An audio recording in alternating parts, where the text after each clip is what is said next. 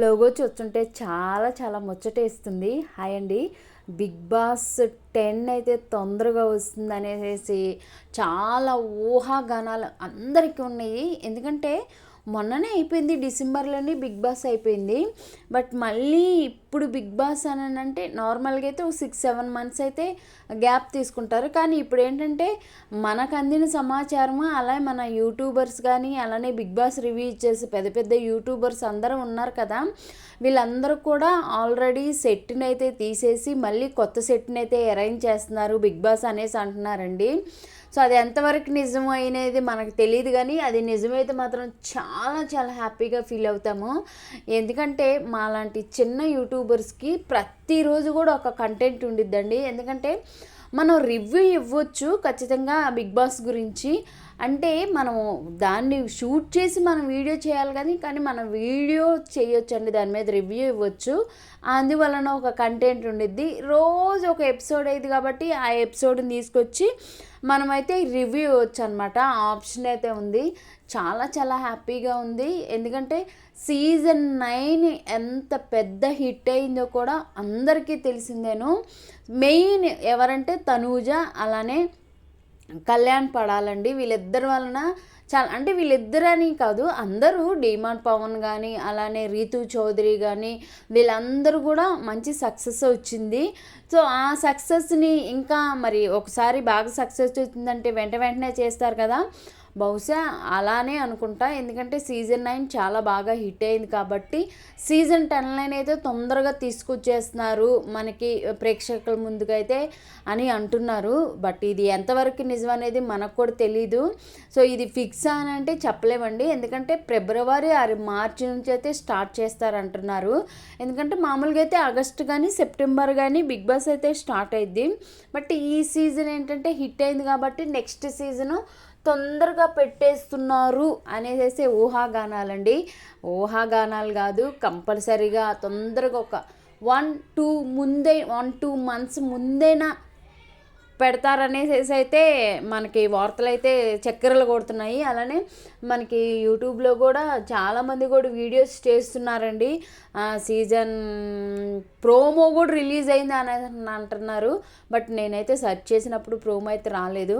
But ఏంటంటే ఈసారి కూడా నాగార్జున సారే హోస్టింగ్గా అసలు ఎవరు వస్తున్నారు అనేది సస్పెన్స్గా ఉంది. కొంతమంది పేర్లు అయితే చెప్తున్నారు. ఎందుకంటే మనకు తెలిసినట్లుగా బిగ్ బాస్ ఒక సీజన్ హిట్ అయిన కపుల్స్ కాదండి, లవర్స్ ఉంటారు కదా.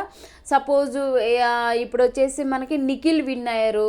ఆమె జతగా బయట టాక్ ఎవరున్నారు, ఆ అమ్మాయి ఆమె ఉంది కదా, కావ్య ఉంది కదా, కావ్య వస్తుంది. అలానే మనకి ఆమె ప్రియాంక జైన్ ఉంది కదా, ప్రియాంక జైన్ ఒక సీజన్ అయిపోయింది కాబట్టి ఆమె లవరు బాయ్ ఫ్రెండ్ ఎవరు ఉన్నారు కదా, అతను శివ, అతను వస్తున్నాడని ఇలా అయితే వస్తున్నాయండి. బట్ అది ఎంతవరకు కరెక్ట్ అనేది తెలీదు.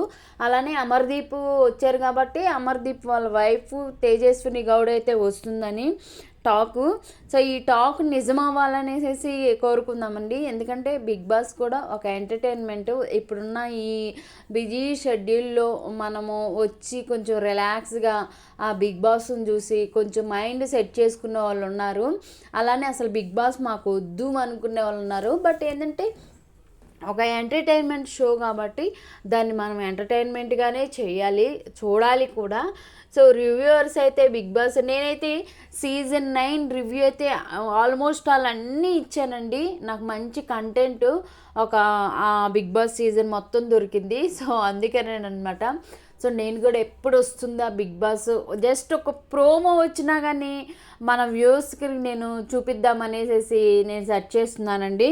బట్ వెయిటింగ్ చేస్తున్నాము, తొందరలోనే ప్రోమో కూడా వస్తుంది అనేసి అంటున్నారు.